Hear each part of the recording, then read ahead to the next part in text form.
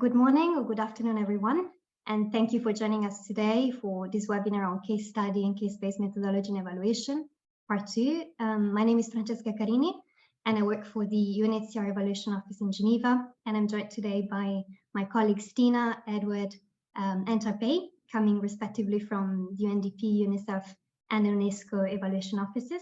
I'll let them introduce themselves as they start their presentations later on. We're also joined by our colleague Angela from FAO that kindly agreed to support us today with the logistics of the event and the breakout rooms. This was designed as a two-part webinar series. The first part was organized in November last year. Some of you might have attended the webinar, and was aimed at discussing basically the theory and foundation of case study methodology with the help of Dr. Linda Mora-Imas, who was the guest speaker for this session. And while on the one hand, we're building on the theoretical learnings from part 1 in this session, on the other, we really wanted part 2 to be more interactive and also have a joint discussion with our participants about some of the challenges we face across the UN with case study work, as well as any lessons learned. As you have seen in the invite, the webinar is organized under the UNEG Evaluation Practice Exchange umbrella and by the Methods Working Group, of which myself and the other colleagues presenting today are members. Just very, very briefly, for those of you who may not know, the objective of the Methods Working Group is in a way that to help widen the methodological toolkit, so to say, and understanding of methods of UNEG members. And we do so through a number of activities, including peer exchange webinars like this one. We also sometimes invite external experts, like was the case for Linda. And in these occasions, we discuss different evaluation methods and approaches. At the end then of each webinar, what we do is we produce a write-up, what was discussed, which then feeds into our companion methods, which basically is a document presenting all methods reviewed by the working group of the years, and which also outlines the challenges as well as the pros and cons of using a given method reviewed. And we're currently finalizing volume 2 of the companion, with which should be available soon on the UNEG webpage. So I'll just very briefly walk you through the webinar outline.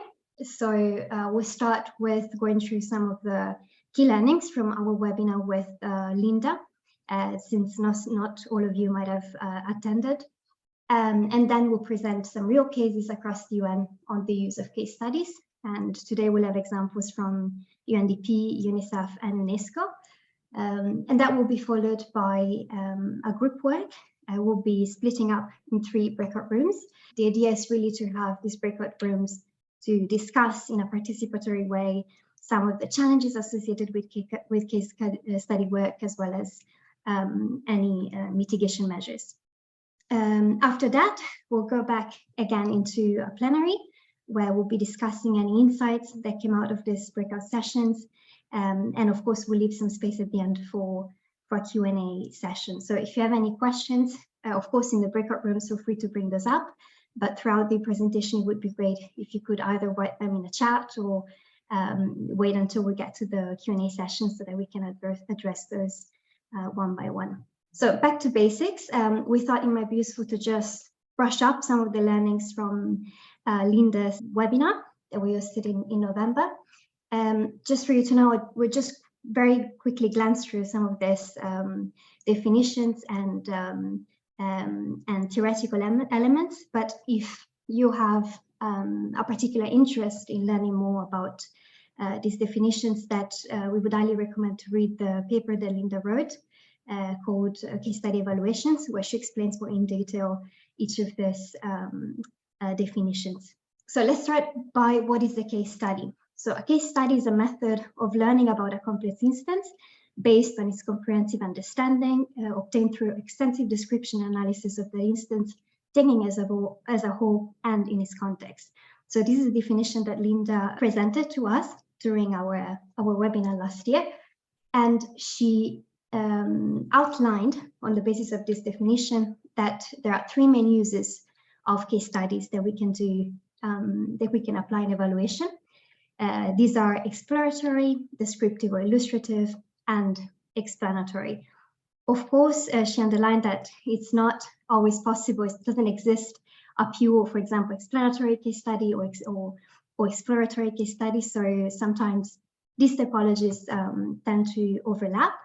But there is always a typology that tends to prevail, and we can use that to categorize case studies across these three macro categories.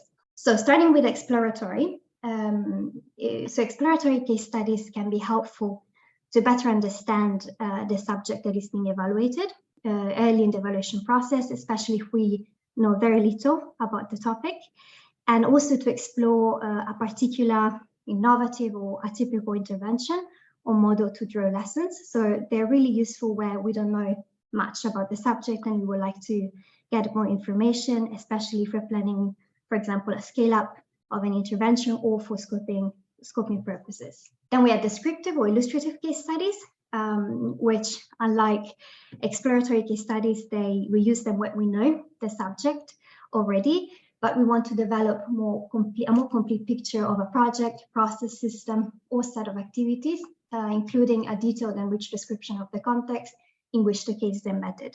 So it's really for us to add additional in-depth insights, and this typology lends itself well, particularly in a context where we already have information or data available, quantitative or qualitative data or survey data that we want to make sense of. And then lastly, we have explanatory case study that they look mostly at causality. So they help us answer the causal questions such as why, how, or under what circumstances a particular intervention did or did not lead to a particular outcome, and also any factors that contributed or not to reaching that outcome.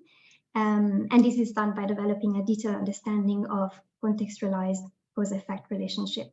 So just to sum up, exploratory case studies help us in understanding a unique setup that we are not very familiar with and we'd like to get more information on. Descriptive or illustrative is when we know the subject really well, but we want to add more detailed and rich insights. And then explanatory is really to look at the cause-effect links. So this was it, just to have some, just brushing up some of the theoretical elements that we discussed last time. But the meat, again, of this session is really to look at some real case examples.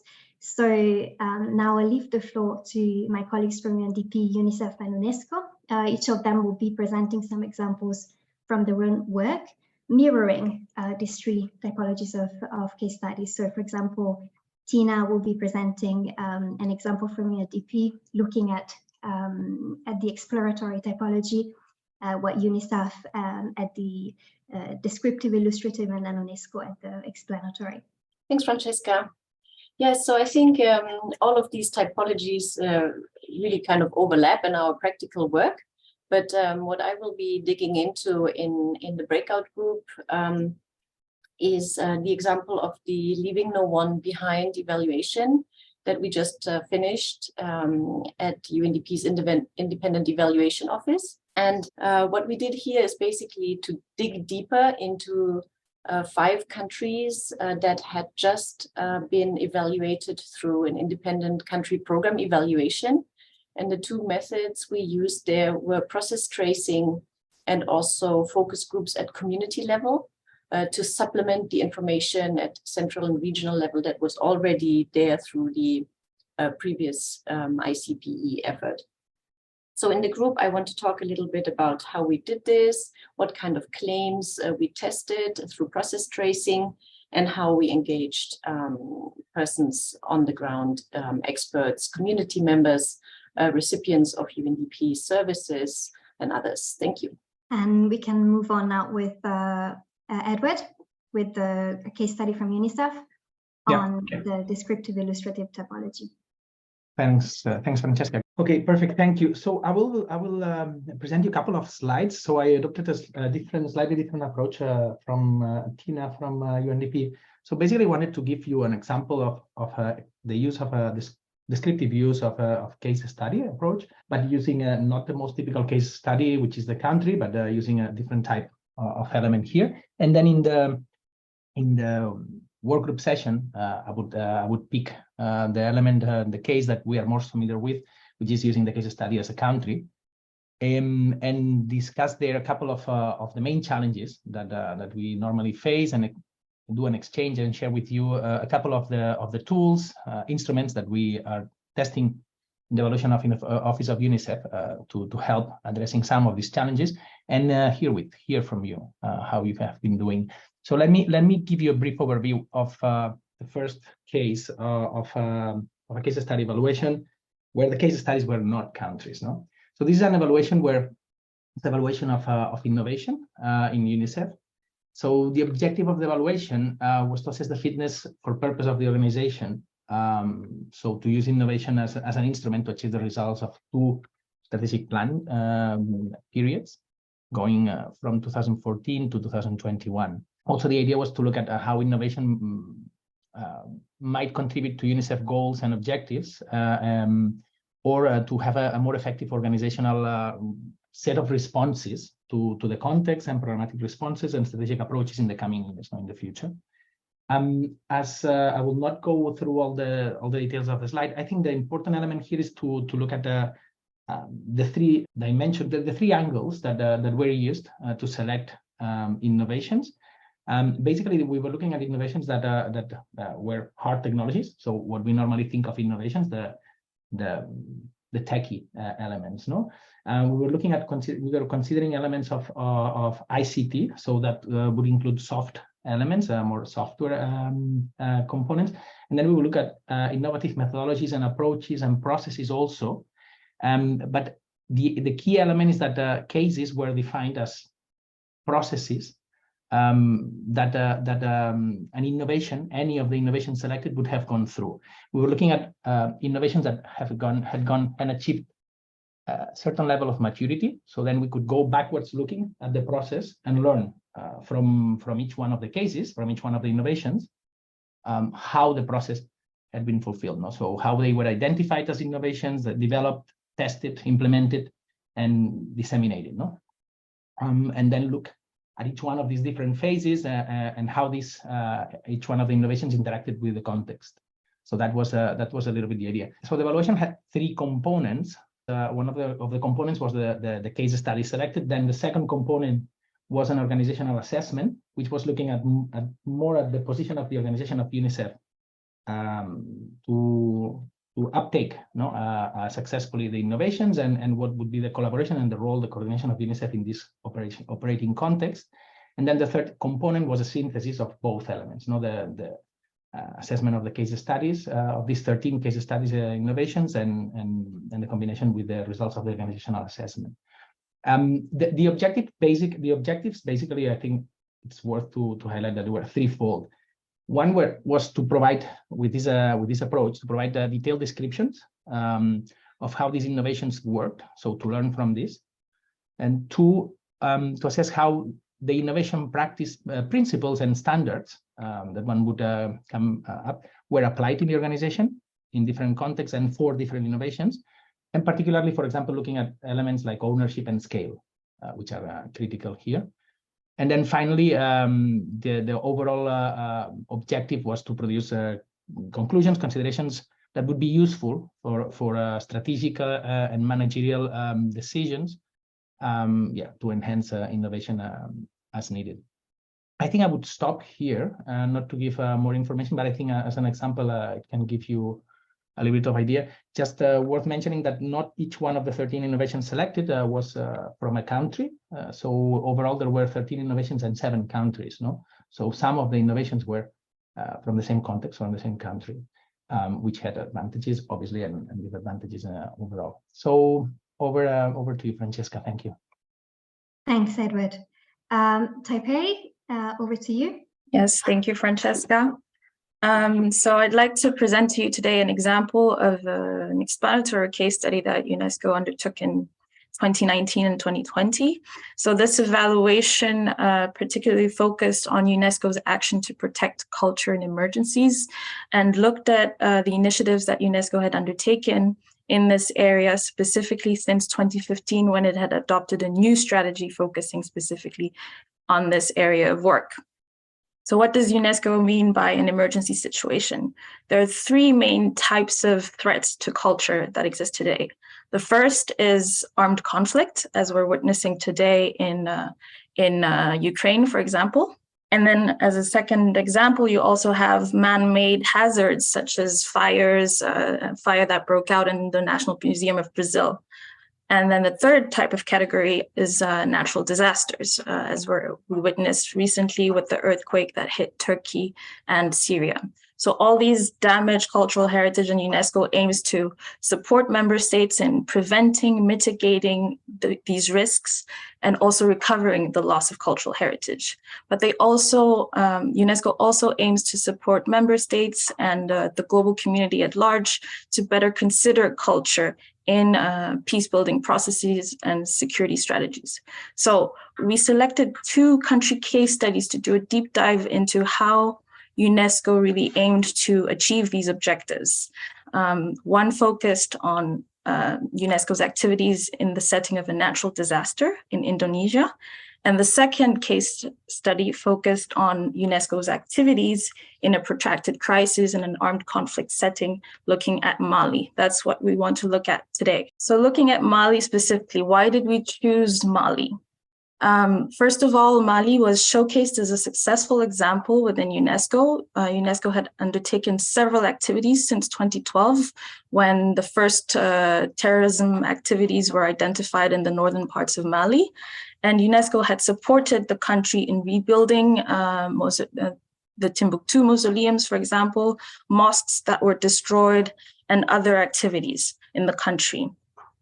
This particular country also drew a lot of international attention, and UNESCO was able to promote the protection of culture and make it something more visible in the international arena.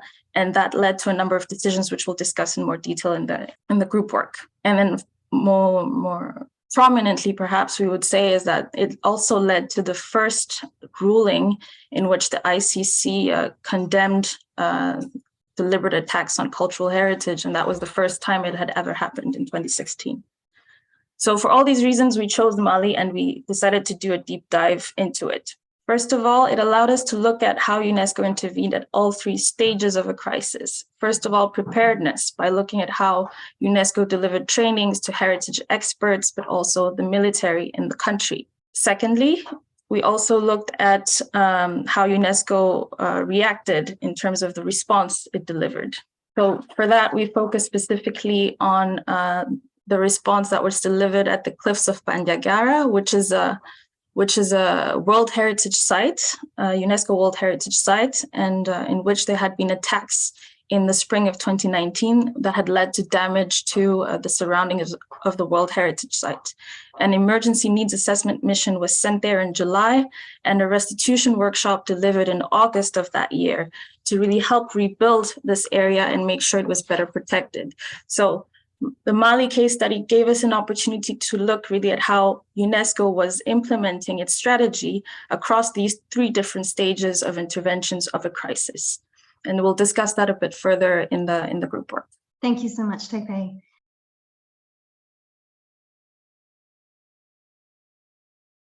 And then a programmatic assessment in 15 countries. So this part is more of a kind of a traditional case study situation here. We had some focus countries, which are the ones that received primary data collection. In this case, it was by national evaluators because it was still done under COVID conditions, so we couldn't travel out of New York. And then some desk review countries to supplement and have 15 country sample overall. But the part that I want to talk about is the deep dives, because that was really the exploratory portion. And when Francesca summed up the theoretical underpinnings of case studies, she said that exploratory work is to help better understand the evaluant. So that was what we were trying to do. and to explore particular innovative interventions and to build theory.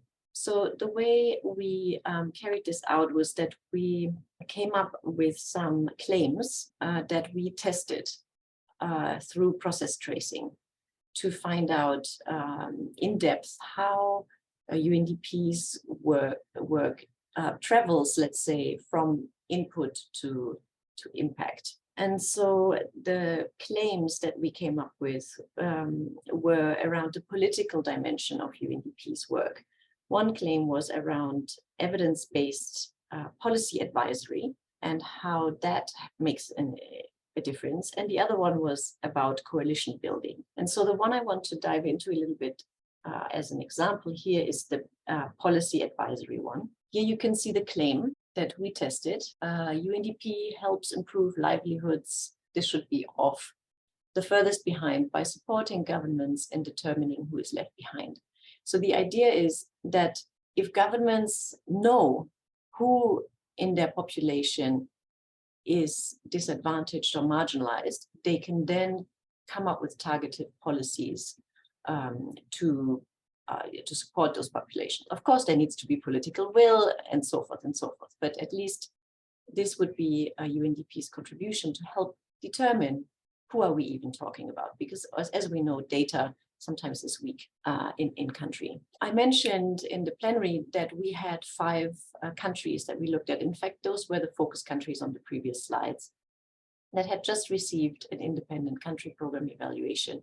And there was a lot of information already on those countries. So it was fairly easy to go in there and build on what was there and go into more depth. The second element were the focus groups and the community level work that was carried out by national evaluators. And we got a total of 265 people here that we were able to engage with to understand, so it was kind of coming from the top down and from the bottom up to try and create some sense of the effectiveness of UNDP's work and explore the meaning and what difference it made to people. So here is how the process tracing worked out. Essentially, going down the rows of this table, the columns of this table, you can see the countries. One country case we left out from the final report because it didn't work well, so you have only 4. And each case had its specific hypothesis, which was kind of a, personalized version of the overall one that I just presented.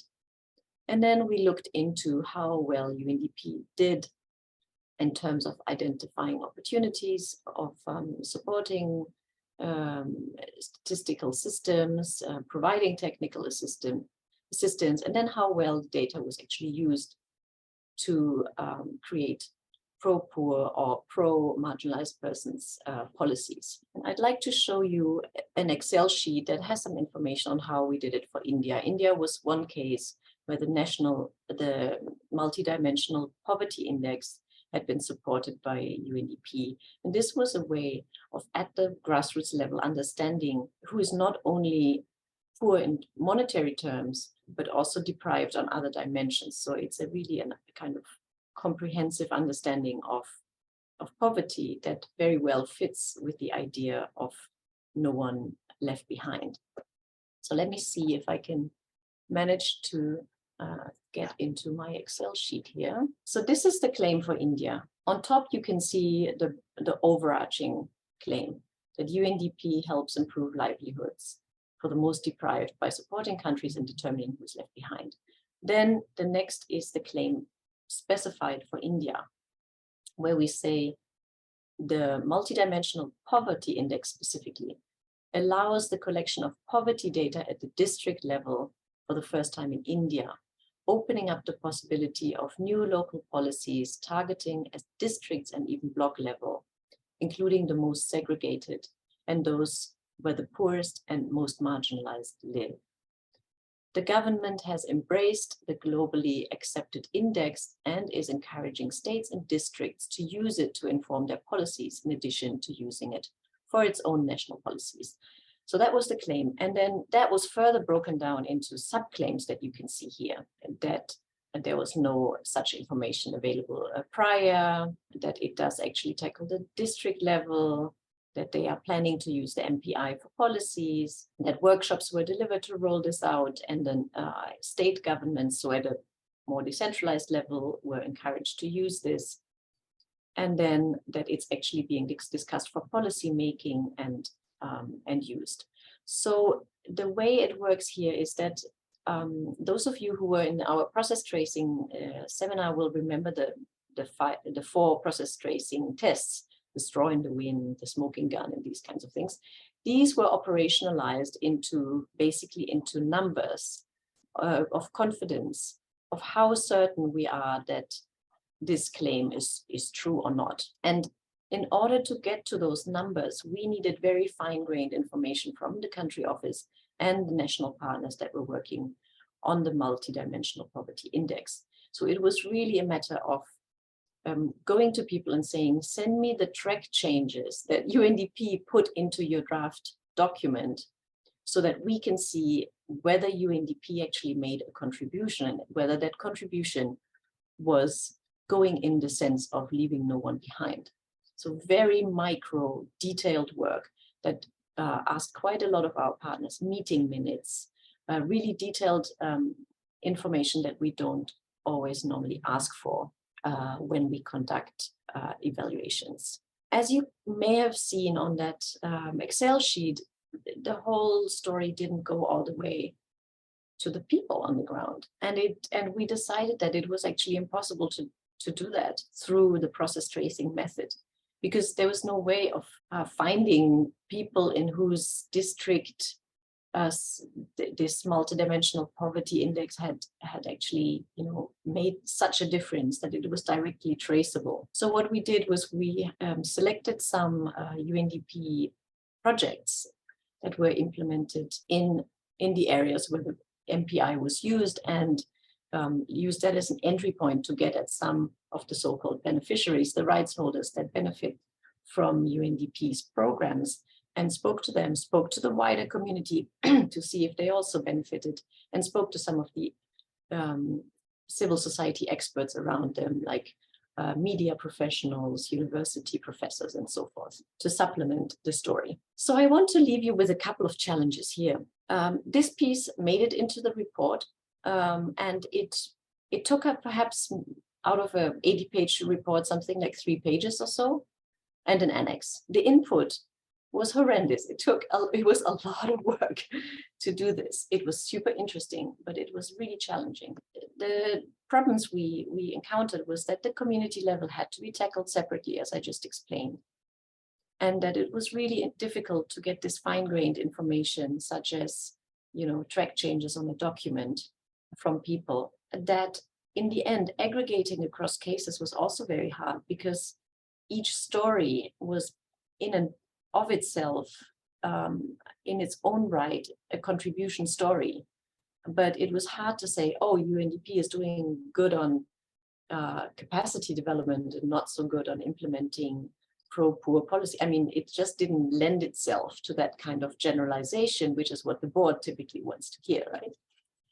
And then my final thought is, given this complexity, especially calculating these confidence ratings that you saw on the Excel sheet, is this worth the investment, or should we work in a different way to explore in depth in our case studies? So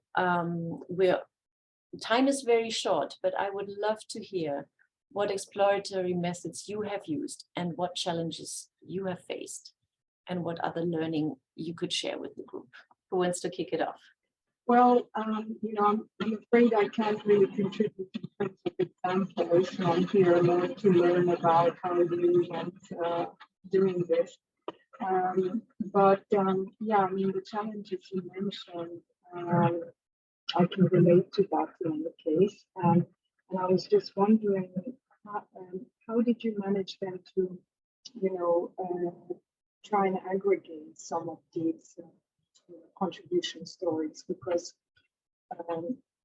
as you said, you only have 3 pages out of the 80-page report. So, that is often a challenge I come across. And it would be great to hear from you.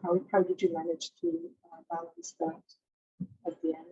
Thanks. I'll take Sharon as well. One was just to clarify if whether I understood correctly that you undertook this evaluation yourself. And then the second part was, what advice would you give somebody?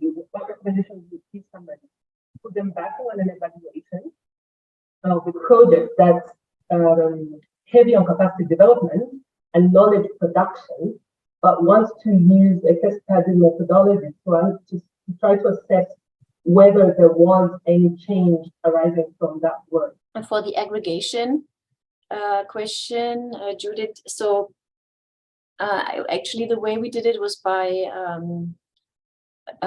hindering and enabling factors. And that was the way that we found that worked kind of across the cases. You know, we initially wanted to do it by block, kind of horizontally across that traffic light, you know, chart, and go, oh, well, they did well in identifying opportunities and not so well in capacity, but that didn't work. So we said, well, actually, there are some factors that were important for making things work in all countries, such as having a champion, or, you know, having clear communication. And there were hindering factors such as not having a clearly defined theory of change or indicators that would measure success, you know, or even unclarity of what success stands for. So that's the way we resolved it.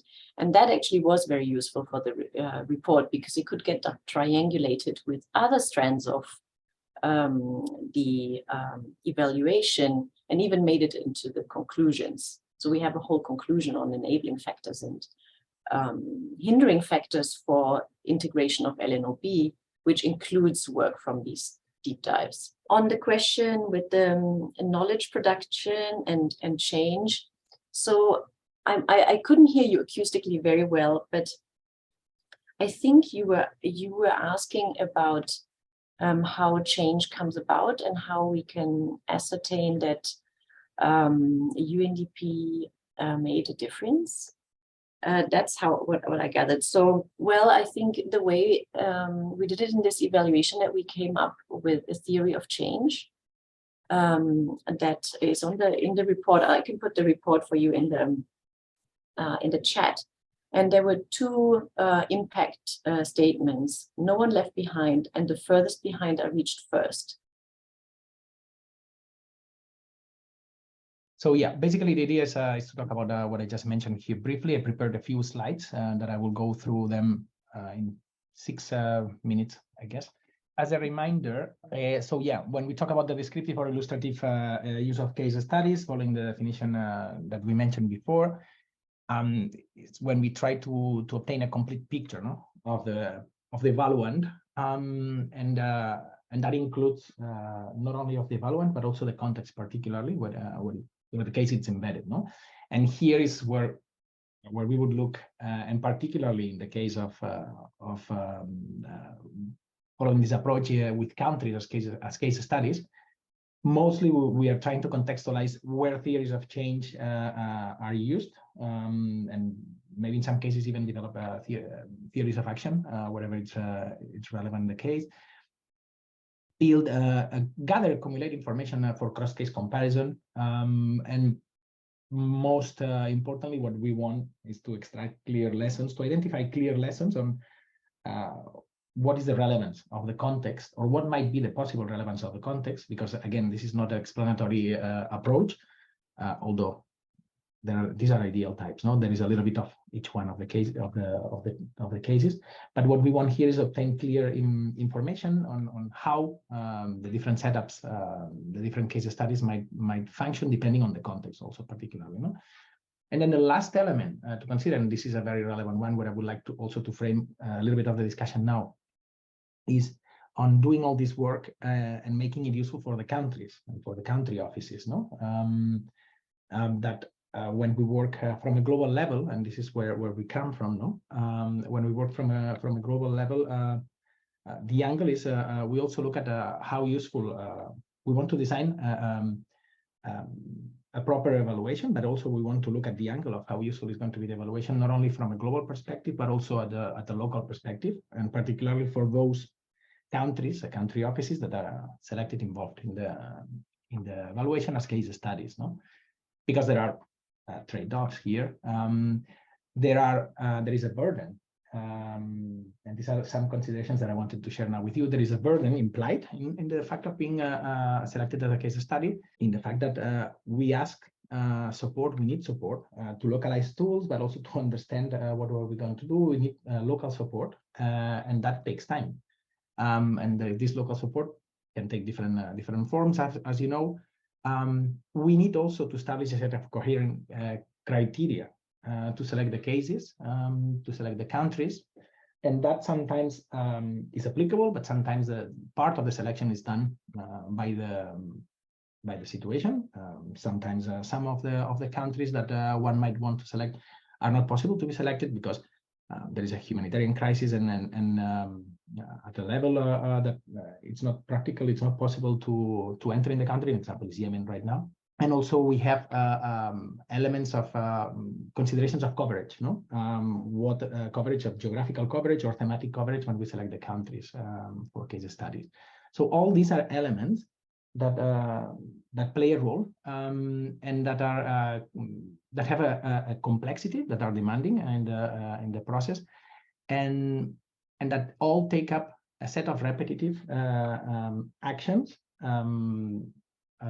to do this selection of case studies from an evaluation to another one. I will talk a little bit more about this, what I mean. One of the challenges related to this burden that I mentioned before, implied by the participation of a country or the selection of a country office as a case study, is that we want that the case studies are useful for the country offices. At the same time, we need that there is a level of quality in the process and in the products of the evaluation, and particularly for the case studies, that is good enough, and that requires engagement, collaboration from the country office. You know, this has been one of the challenges that we have been dealing with for many years in UNICEF, evaluation office at global level, and we have been thinking and exploring different approaches to this. One of them thinking of designing an incentive structure that would motivate, that would mobilize or help mobilizing the country offices to participate as case studies and engage intensely in these processes. For example, letting the countries that are involved in that are participating in an evaluation as case studies, counting this participation as one of the key performance indicators of evaluation, both in terms of use of expenditures or both in terms of workload evaluations conducted. That's one example among others. But then also we have developed internally in the evaluation office a couple of tools that I will show you briefly now to help us in this process and be doing more fair selections of countries as case studies. So to avoid duplicating or to increase burden of always the same countries participating and being selected as case studies. No. Finally, this is a common element that in all modalities of the case study methodology, which is what is the payoff? No, what is the payoff of adopting a case study approach? Because at a certain point you have to aggregate, you have to synthesize information, and the question is that's an intensive process. And the question is if it pays off, no? If it merits all the effort, or we could adopt alternative approaches. We could have adopted alternative approaches, no? That's an open question. I would happy to hear from you also any comments if you would have here. But again, I would like to frame the discussion on. It would be good to learn to exchange on how you deal with this.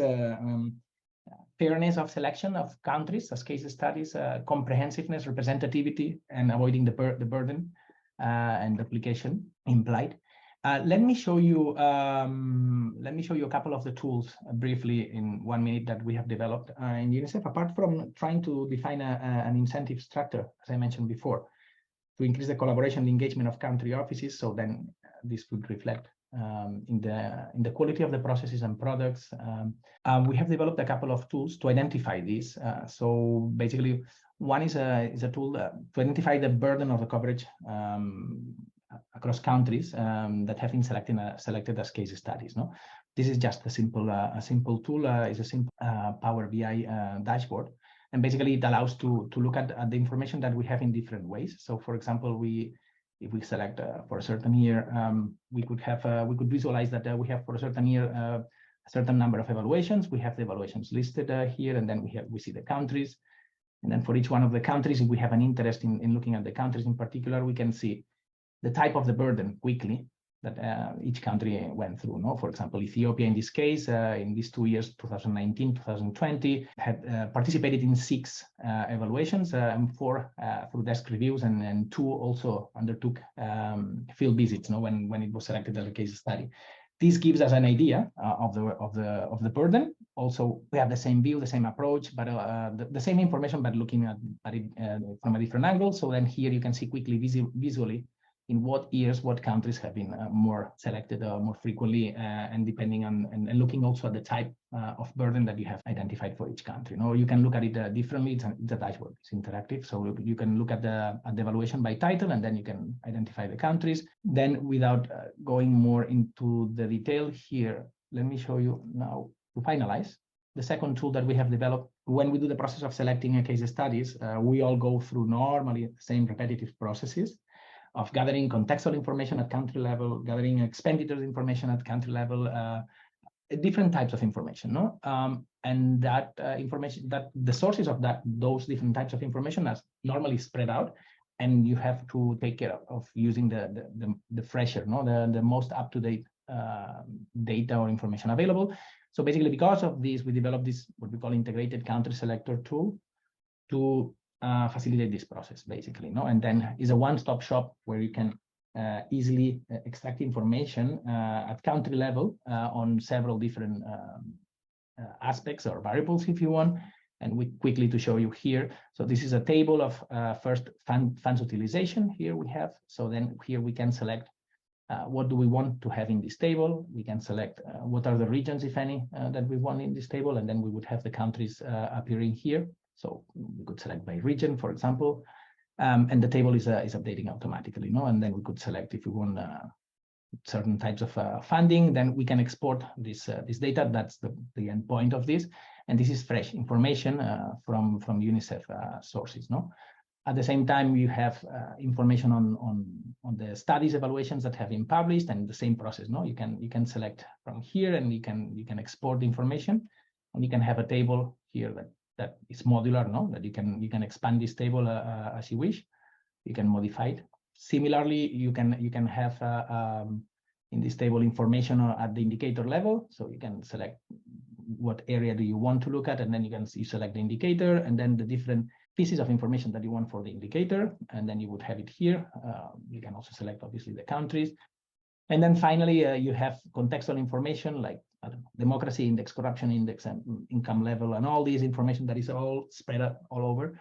So then you can have all this here, and then you can have it in a single table that you can customize the way you want very quickly, and then export. That's all. So this is again, this is just a simple tool to facilitate these processes. So now, having talked a little bit more than I really wanted, I would hand it over to you, and I would really like to hear from any of you, several actually. What is your process? No, what is your experience on working with case studies, and particularly selecting countries from the angle that I mentioned? And see if we can learn from your views and from your approaches. So anybody would like to intervene? I'm also happy, obviously, to answer any questions. So just one thing went through my mind when I was looking at your slides, and those were very useful.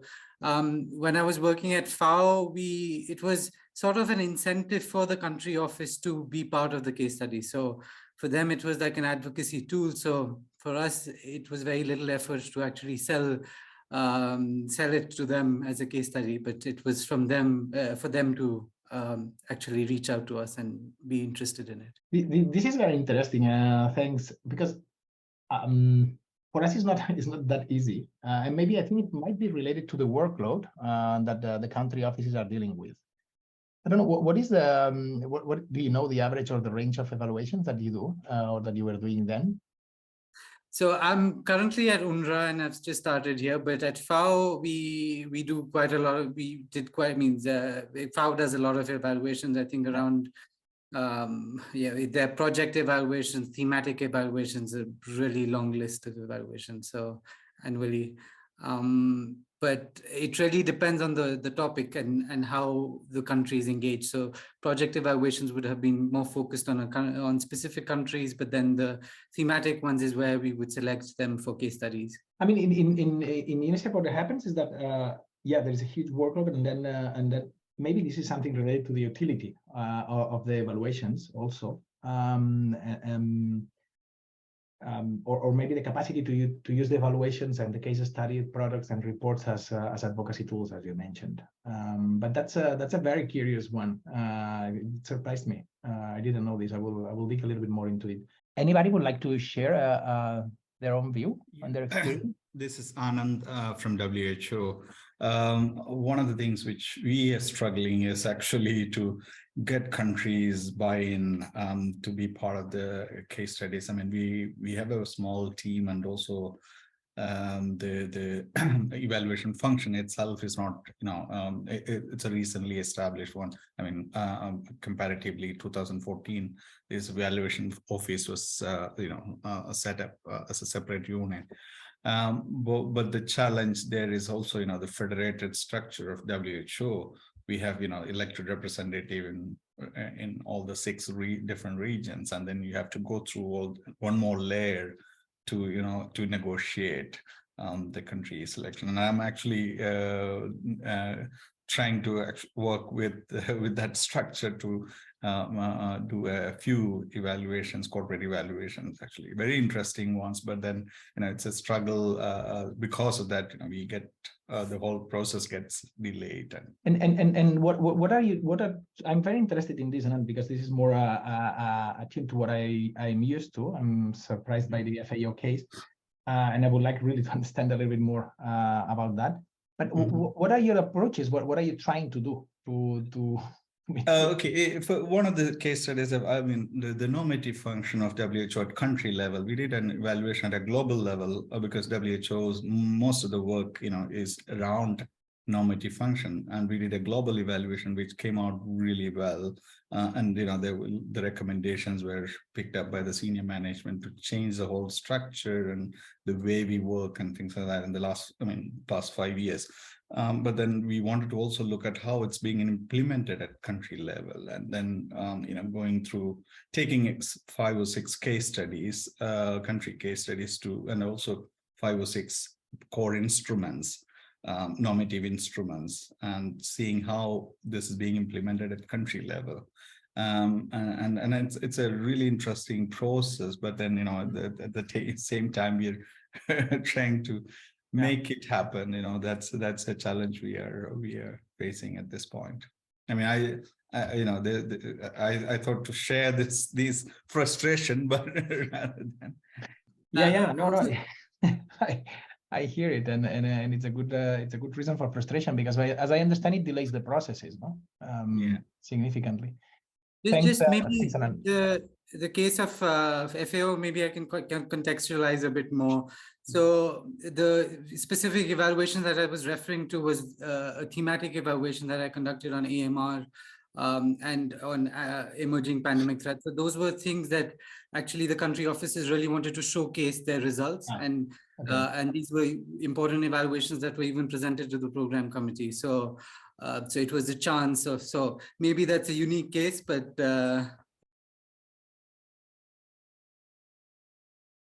So thank you very much to all of you for having joined me in this session that will focus on explanatory case studies. So we'll look a bit more deeply into the example that I presented in the plenary just a minute ago, and focus specifically on these 3 topics that I have here on the screen. So looking at causality, the challenges around aggregating evidence up, and assessing effectiveness and contribution.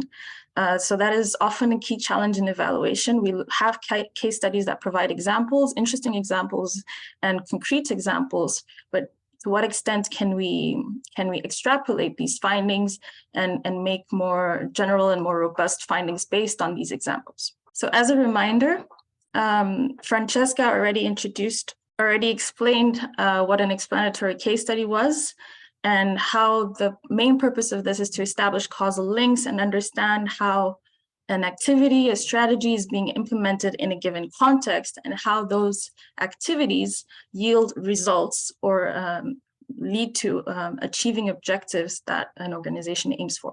What are some of the challenges? First of all, what is the best method to establish causality? That's an open question that's often difficult to address. We design our methodologies at the onset of the evaluation in the inception report, and then we adapt that as we move along sometimes to tailor to the specific needs of a context. But we always need to think about the method, the best method to yield those results. For example, should you invest time and resources in reconstructing a theory of change? Well, in this case, we decided to do exactly that. There was no overarching theory of change for the 2015 strategy that UNESCO had adopted. There were separate results frameworks for the different UNESCO culture conventions that explained how they contributed to protecting culture in emergency settings, but not one overarching theory of change for the whole of UNESCO's culture sector. So we decided to reconstruct that during the evaluation, and we organized a workshop with the main stakeholders within UNESCO. This is the result of that reconstruction. So what I want to do today is perhaps just look at certain examples and see how the case study allowed us to answer certain of our questions. So if we look, for example, towards the top part of the theory of change, if we look at the preparedness section and we look at training, we see that so that's the first objective is training. The input is training report that should lead to participants acquiring new skills and participants then applying and sharing that knowledge. That should lead to a long-term outcome of member states strengthening their capacity to prevent, mitigate, and recover the loss of cultural heritage. So the first objective of the 2015 strategy. With the case study, we were able to test this. We found that, for example, in 2013, the UN Security Council adopted a resolution that gave the MINUSMA a mandate to protect culture. So the MINUSMA is the UN peacekeeping body that is stationed in Mali. And for the first time, a peacekeeping corps had an explicit mandate to protect culture. So this was the result of UNESCO's work in advocacy and in training, and it resulted very concretely in close to 5,000 peacekeepers being trained in Mali, and the development of a heritage passport that was specific to Mali. So this is what it looked like. And this basically allowed to condense all of the information around culture in Mali and the sites that needed to be protected, and that the military should make sure that these sites were protected. This was distributed both to the Malian armed forces and to the MINUSMA peacekeepers. So this was a very concrete result. And based on that, we can say that this theory of change was logically constructed. And yes, UNESCO was achieving its objectives as regards to preparedness. But if you look at a second example, response and recovery, and say, we realize that it's not so simple. If we look, for example, towards the bottom of the page at the stabilization of built heritage, the idea is to have intervention reports, a quick mission to assess the damage, assess whether the site is being stabilized, and then make sure that the site can be functional and used again. Again, the main objective is really to ensure that cultural sites are available to people and protected in the local areas. The case study revealed that it was much more complicated to achieve these objectives. So whilst UNESCO sent an assessment mission very quickly to Bandiagara, where the attacks had happened, and was able to assess the damage and stabilize the built heritage, they were also able to present the outcomes and the findings of this quick mission to key stakeholders, including the Minister of Culture of Mali.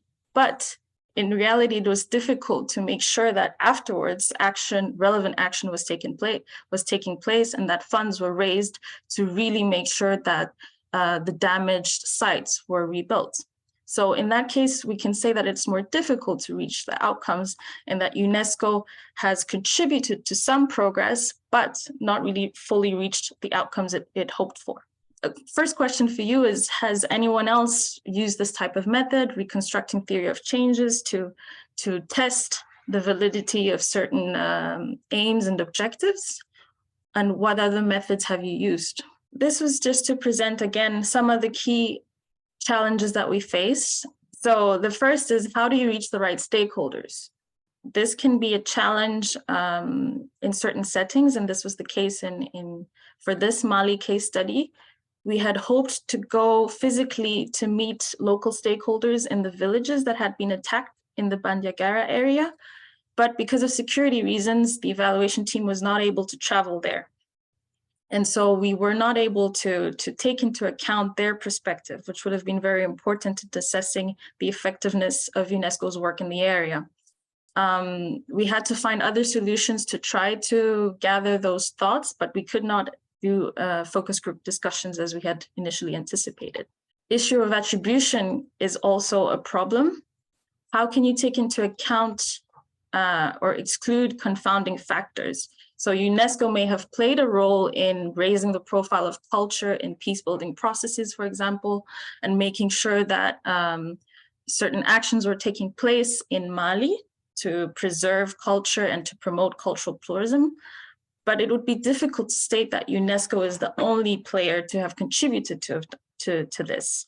So how do we measure the contribution of other actors? So that might be somewhat outside of the scope of our evaluation, but it's still important to consider that it is difficult for us to make a blanket statement to say it is thanks to this 2015 strategy, for example, that this has been achieved in the specific context of Mali. And then another challenge that's related to that is, how representative is the case study?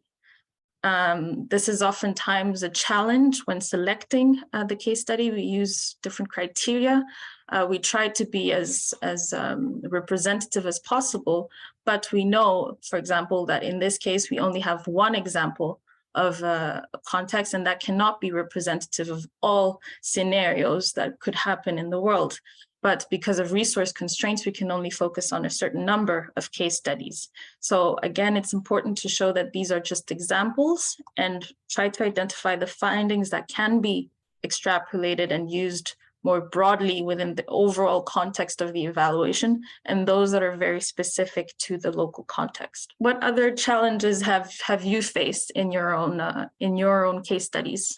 So yeah, this is Henry from UNHCR, and I think one of the challenges that we have faced in utilizing case studies in what are essentially for us quite complex evaluations in mixed settings with IDPs, with stateless people, with returnees as well as refugees, is that very often these case studies are not representative of the various different contexts that we engage in, and so we find it quite difficult to make very meaningful, obviously, conclusions based on 2 or 3 or in some cases even 4 case studies. But what we do is perhaps look at them more as lessons, right? So that could be applied. So I think this issue of focusing on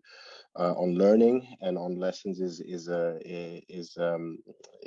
good one, because you can often extrapolate and also apply those in different settings. I'll hand over to other colleagues as well. Yes, thank you, Henry, for sharing that. And yes, agreed. It's part of acknowledging the limitations of our own methodology to say that these are more lessons and useful examples that can be looked at, rather than robust findings that can apply in all settings. So yes, thank you for sharing that example. Yeah, thank you very much for the presentation and the example. It's interesting. And I think also most of our colleagues here, when designing an evaluation methodology and approach, always think about case studies as an analysis approach or even data collection approach, keeping always in mind that this kind of methodology require a lot of resources to be designed and implemented, and also for the data to be collected in the field, especially in difficult situations and contexts. But the main challenge, because I'm sorry, I should have presented myself. It's IOM, the regional MNE IOM for Central Western Africa. We do a lot of projects, evaluations at the project level, which are usually not big interventions in terms of budget, in terms of number of activities, etc. But when we try to apply this kind of design to our evaluation, the challenge always is specifically the topic of this room is the causality. How do you demonstrate causality using the case studies, given all the limitations and all the shortcomings inherent in this kind of methodology, especially when we raise questions of representativeness, how we select the cases, and also how we collect the information in the field. So most of the time we end up using them either as exploratory tool to identify the most important variables that we have to further explore using, if possible, other quantitative methods, or as a triangulation method combined with more quantitative approaches. And in my opinion, at least based on perception by the end users of evaluation, the donors and project managers, is that they don't give a lot of credit to this kind of methodology, because they see it mostly as providing anecdotal information, because the methodology is not very scientifically robust, and can be very easily criticized. So this is the most, I think, challenge everyone faces, is how to do proper causality analysis. Yes, yes, I completely agree. Thank you very much for sharing these thoughts.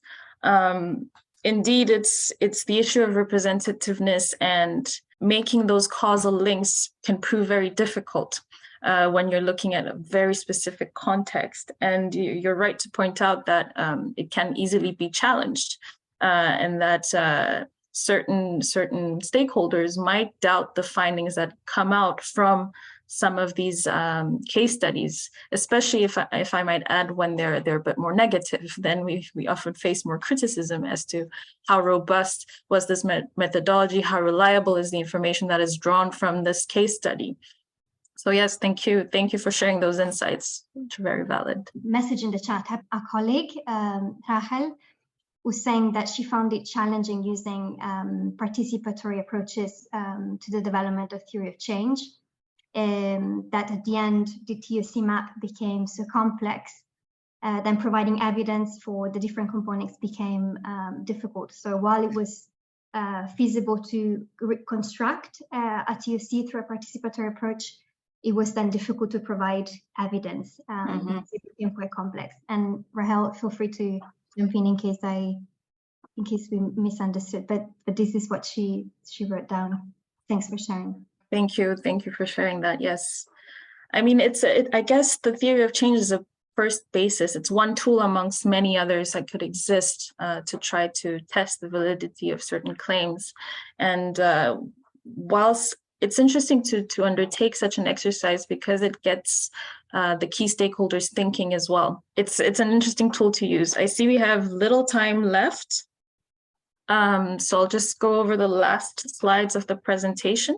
Just to say that lessons learned, yes.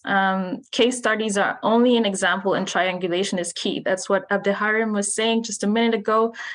We have to acknowledge that we cannot have all of the information from the case study, and that it's only used as a tool to then support evidence gathered through other sources. So that is absolutely essential. Second point, if you fail to reach the right stakeholders, it is important to think of alternative solutions. How can you reach those stakeholders that are harder to reach typically, and try to find ways of still incorporating their perspective in your analysis? And then lastly, factor in other variables in your analysis, even if you can't measure their contributions precisely. So that maybe goes back to the last point that was made. It's difficult to find the evidence, but we must present the limitation at least to say that, well, we know we don't have all of the information, but let's also take into account that these other stakeholders might have contributed to some of the changes we are observing today. What we thought it would be interesting now is just, I know that was probably not a lot of time, but hopefully you had some fruitful and interesting conversations. And we thought it might be useful for the wider group to just bring up a couple of insights. We don't have to repeat word by word what was said in each group, but maybe each facilitator or someone else in the group that is happy to share could just bring up a couple of example of thoughts that were discussed, so that we can all kind of have a look at those examples. Are there any volunteers that want to start with I would say maximum 2 minute reporting? I'm happy to break the ice. So Edward did focus the presentation on a couple of features of a UNICEF approach to select and use country case studies, and a couple of highlights. I think what he was trying to explore is whether is there a good enough approach to identifying and using case study. And a good enough approach is one where we are not too extractive, and I'm looking for some nodding from Edward if I'm representing correctly, but where we also keep in mind not only the methodological type decisions we want to make in selecting a case study, but we are also realistic in the burden that we also bring to country offices in terms of workload. And I think UNICEF and a couple of tools that Edward showed to the group is actually indicative of a pragmatic approach where there is consideration given to all the countries that could be relevant for a certain issue, so that there is not overexposure to going always to the same country office. And so UNICEF has developed a tool where maybe there are incentive structures that are considered before selecting a case studies, but also trying to map the different options to ensure a fair selection of the country. The tool it seems sophisticated, but actually it is a dashboard with Power BI, and this is one where it helps identifying for which evaluation which country was selected, so that there is also perception of fairness in how the countries are featured in global evaluation. A couple of colleagues also shared their experience, and a colleague from UNRWA and previously with FAO actually brought a different angle, highlighting that the country may actually volunteer and be quite eager to be included in a country or in a thematic evaluation, as the FAO example, because they feel they have a good story to tell. And so in a way, there is visibility, there is something in it for them. So it becomes a win-win. So that's the FAO example, whereas in other contexts, say WHO, a federated structure of the organization actually makes the choice more complex because there are different checks and balance looking at the different layers of the governance setup, which is unique of WHO. So a couple of agencies experience there. I'm looking at the name of other colleague in the group, and Edward, anything I forgot, but I thought that was the highlight. And thank you for the facilitation. Okay, good. Thank you so much, Francesca. Yeah, I see thumbs up from Edward. So I guess that was great. You summarized everything very well. But again, if there are other colleagues from group 2, right? This was group 2 looking at the UNICEF example. If there is anyone that wants to add anything, please feel free. Otherwise, I would say we move to another group. Any other volunteers from group 1 or 3 or the facilitators that can fill us in on some insights. All right, Francesca, maybe then I'll I'll present our discussions in group 3 on causality. So yes, we went through some examples and then had a bit of a brainstorming session with colleagues in group 3. And so some of the key points that we discussed was really how challenging it can be to really aggregate data up and to really establish those causal links because of how specific a case study can be given the different contexts, and that the issue of representativeness is really essential. Even if you have several case studies and you look at several contexts, it will always be difficult to claim that what is happening in one given context would also happen again in another context. So it's always difficult to do that, and also to reach out to the right stakeholders can be challenging. So we heard from colleagues from IOM and UNHCR as well that this can be difficult in more complex settings where you have stakeholders that are harder to reach. For example, IDPs that are constantly moving and difficult to contact. It's also important to acknowledge the limitations of a case study, and to only use these really as examples and identify lessons using these examples. And again, to rely on triangulation. It's only one source amongst many other sources, and we should not rely exclusively on the data and the evidence drawn from these case studies. Yes, I believe that sums up the key ideas. Maybe one more was to say that you can use different methods to test the validity, including the reconstruction of a theory of change.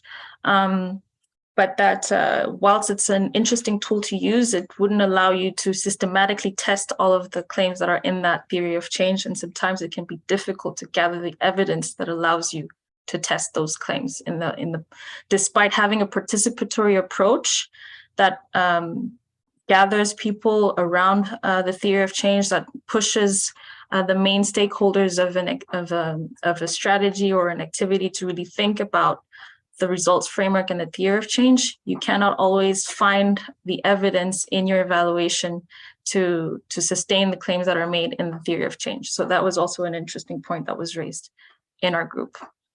Thank you. Thank you so much, Tepe. Great summary. So the last group 1. Well, I think, well, maybe we can do it together.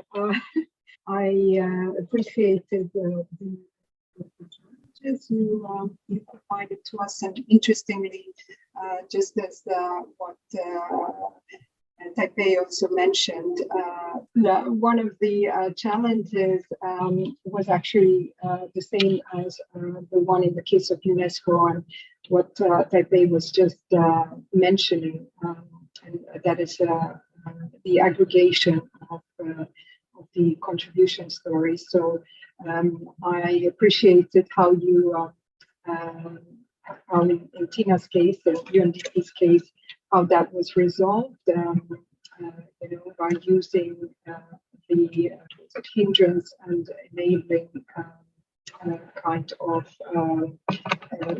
the distinction between hindering and enabling kind of stories, instead of a traffic light system to kind of categorize those. And you've also mentioned that, well, actually your question was, given the amount of work that this required, is it worth the investment, particularly since you said that you had 3 pages and an 80-page report. So one of the other challenges was that it was difficult to get the fine-grained information. You looked at evidence that included track changes in documents, minutes of meetings, etc., and all of that took quite a lot of time and resources. So I think that's where we left it off. We did have other questions, which I also struggled to actually to hear. We managed to get them at the end. We want to mention. Yeah, just perhaps one sentence to add to the is this worth it kind of question. So what we discussed in the group was an evaluation that had an extremely broad scope, which was looking at organizational effectiveness to integrate leaving no one behind, as well as programmatic effectiveness.